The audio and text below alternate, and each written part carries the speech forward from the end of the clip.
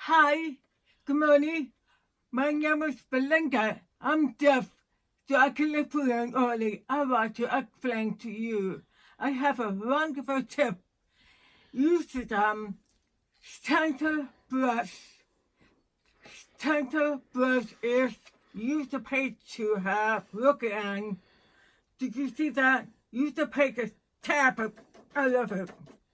But I thought I would like to use it to pick up lint from the sewing machine. You work it out. You pick it up. Lint. And with this strong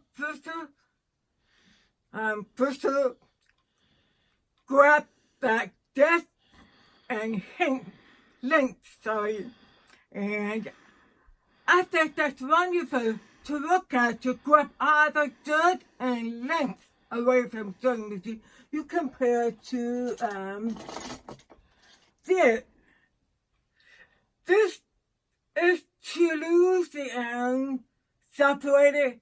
Sometimes it grab dust and lint, but sometimes this long bristle will clean out to push the lint away and under the sewing machine. That is the problem. Okay, bye. Thank you.